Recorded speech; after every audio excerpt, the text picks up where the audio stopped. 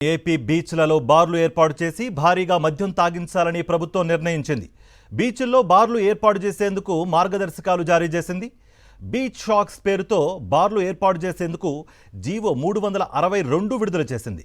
12 జిల్లాల్లో AP TDC గుర్తించిన చోట్ల బీచ్ షాక్స్ సిద్ధం చేయనున్నారు. పైలట్ ప్రాజెక్ట్ కింద సూర్యలంక, విశాఖ బీచ్ల్లో బార్లు ఏర్పాటు చేయనున్నారు. కూటమి సర్కార్ తీసుకున్న ఈ నిర్ణయంపై విమర్శలు వెల్లువెత్తుతున్నాయి.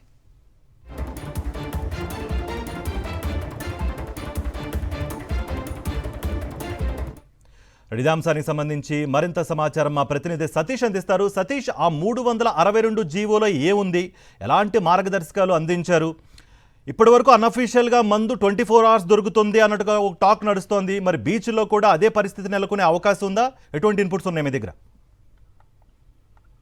కట్టికి ఆంధ్రప్రదేశ్ రాష్ట్రంలో మద్యం అమ్మకాలను మరింత విచ్చలవిడితనాన్ని చేయడం కోసం మరింత విచ్చలవిడిగా విశృంఖలంగా మద్యం అందుబాటులోకి తీసుకొచ్చేందుకు రాష్ట్ర ప్రభుత్వం ఈ జీవోను జారీ చేసింది.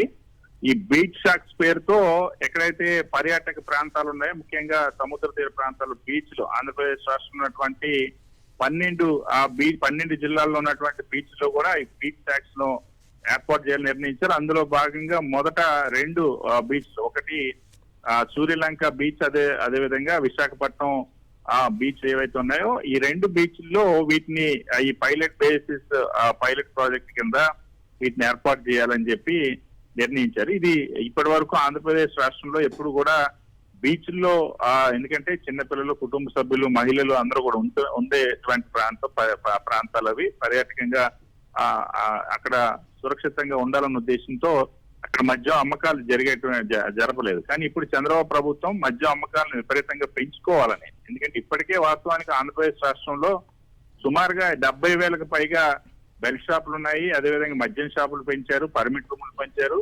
సో వీటన్నిటిని పెంచిన తర్వాత కూడా ఇప్పటికి జరుగుతున్నటువంటి అమ్మకాలు ఇంకా సంతృప్తి చెందలేదు. ఇంకా ఈ ఆదాయాన్ని పెంచుకోవడం కోసం గత ఏడాది పోలిసి ఇప్పటికే 70% బీర్ అమ్మకాలు పెరిగాయి. అదేవిధంగా సుమారు 46% మద్యం అమ్మకాలు పెరిగాయి. అయినప్పటికీ కూడా ఇంకా పెంచుకోవాలన్న ఉద్దేశంతో ఈ బీచ్ షాక్స్ ను ఏర్పాటు చేసి రాష్ట్ర ప్రభుత్వం జీవో ఇచ్చింది. సెప్టెంబర్ 1 నుండి 2029 ఆగస్టు వరకు కూడా ఈ బీచ్ షాక్స్ ఏర్పాటు చేయడానికి, ఈ బార్లను ఏర్పాటు చేయడానికి పర్మిషన్ ఇచ్చింది. ఇది గోవా లాంటి ప్రాంతాల్లో ఎక్కడైతే బీచ్ల్లోనే మొత్తం మద్యం అమ్మకాలు జరిపి అక్కడే తాగేటువంటి అవకాశం, సదుపాయాన్ని కల్పిస్తారు. అటువంటి కల్చర్ ని ఆంధ్రప్రదేశ్ రాష్ట్రంలో ఇప్పటివరకు ఎప్పుడు లేదు. దాన్ని ఇప్పుడు తీసుకొచ్చేటువంటి ప్రయత్నం చేస్తుంది. సో దీనిపై తీవ్ర విమర్శలు వెల్లువెత్తూనే ఒకవైపు స్వయంగా మహిళలంతా కూడా తీవ్రమైన ఆందోళన వ్యక్తం చేస్తున్నా సరే ప్రభుత్వం మాత్రం మాకు మద్యం ఆదాయం పెంచుకోవాలి, తమ మద్యం వ్యాపారులు బాగుపడాలన్న ఉద్దేశం ధోరణిలోనే వీటిని కొనసాగించి నిర్ణయించింది. పైలట్ ప్రాజెక్ట్ 2 బీచ్ లో దీన్ని చేపడుతున్నారు. అంటే సతీష్, ఆల్రెడీ ఈ ఐడియాని, ప్రపోజల్ని మహిళా సంఘాలు ఎప్పుడో వ్యతిరేకించాయి. అయినా కూడా, ఇంత వ్యతిరేకత ఉన్నా కూడా జీవో జారీ చేసి అఫీషియల్గా దీన్ని ప్రకటించడం వెనుక అసలు కూటమి ప్రభుత్వానికి సంబంధించిన ఆంతర్యం ఏముంది? అంటే ప్రజలకు సంబంధించిన ఈ వ్యతిరేకత అనేది పట్టించుకోరా అన్నట్టుగా కూడా మహిళా సంఘాల నుంచి వస్తున్న మాట. ప్రభుత్వం చాలా దుందుడుకు స్వభావంతో ఎట్టి పరిస్థితుల్లో కూడా ఎవరు ఎంత అబ్జెక్షన్ చెప్పినా మహిళల ప్రాణాలు ఏమైనా, చిన్నపిల్లల ప్రాణాలు ఏమైతాయని మహిళా సంఘాలు ప్రశ్నిస్తున్నా సరే వేటిని కూడా లెక్క చేయడం లేదు. ఇటీవల జరిగినటువంటి కేబినెట్ లో ఆ నిర్ణయం తీసుకున్నటువంటి ప్రభుత్వం ఆ కేబినెట్ నిర్ణయానికి అనుగుణంగా ఈ రోజు ఈ జీవోని జారీ చేశారు. ఈ బీచ్ల్లో ఎట్టి పరిస్థితుల్లో కూడా అందుబాటులోకి తీసుకురావాలి మద్యాన్ని. 2 బీచ్ల్లో పైలట్ ప్రాజెక్ట్ చేస్తూ వెంటనే వాటిని సక్సెస్ అని చూపించి ఆ తర్వాత మిగిలినటువంటి ప్రాంతాల్లో కూడా ఏర్పాటు చేయాలని నిర్ణయించారు. సో మద్యం అమ్మకాలను విచ్చలవిడిగా ప్రోత్సహిస్తున్నటువంటి ప్రభుత్వం ఆ అమ్మకాలను పెంచుకునేందుకు, మద్యం ఆదాయాన్ని పెంచుకునేందుకు, విచ్చలవిడిగా మద్యాన్ని అందుబాటులోకి తీసుకురావడానికి ఈ నిర్ణయం తీసుకుంటారు. Thank you Satish.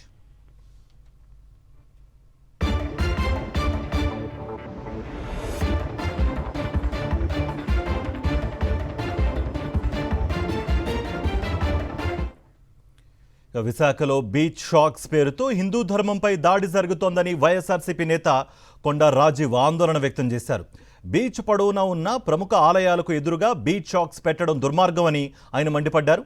మద్యాన్ని విచ్చలవిడిగా అమ్మటానికే ఇలాంటి పనులు చేస్తున్నారని ధ్వజమెత్తారు ఆయన.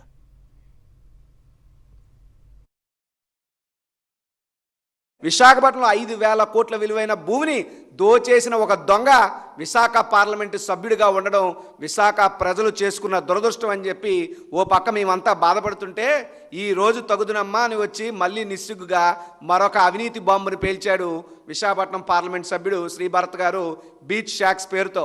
అంటే విశాఖపట్నం అంటే ప్రజల్ని ఏం కమ్మని అడుగుతున్నాం. విశాఖపట్నం బీచ్కి వస్తే మందు తాగచ్చు, విశాఖపట్నం బీచ్కి వస్తే ఇటు ఆర్కే బీచ్ నుండి అటు భీమిల దాకా ఎక్కడ పడితే అక్కడ మద్యం తాగచ్చు, మద్యం తాగి నచ్చినన్ని వేషాలు వేయచ్చు అనేటువంటి దాన్ని ప్రభుత్వమే ప్రోత్సహించడం విడ్డూరంగా ఉంది. ఈ రకమైనటువంటి పోకడలు ఎప్పుడూ విశాఖపట్నంలో లేవు. నేను అడుగుతున్నా, విశాఖపట్నం బీచ్ అంటే తాగడానికి మీకు పనికొస్తుంది అనుకుంటున్నారా? విశాఖపట్నం బీచ్ అంటే తాగి తందనాలు ఆడడానికే పనికొస్తుంది అనుకుంటున్నారా? లేకపోతే తాగి దొల్లడమే మీకు తెలిసినటువంటి పర్యాటక అభివృద్ధి అని నేను అడుగుతున్నా విశాఖపట్నం ఎంపీని. మరిన్ని అప్డేట్స్ కోసం ఛానల్ను సబ్స్క్రైబ్ చేయండి. నోటిఫికేషన్స్ కోసం బెల్ ఐకాన్ పై క్లిక్ చేయండి.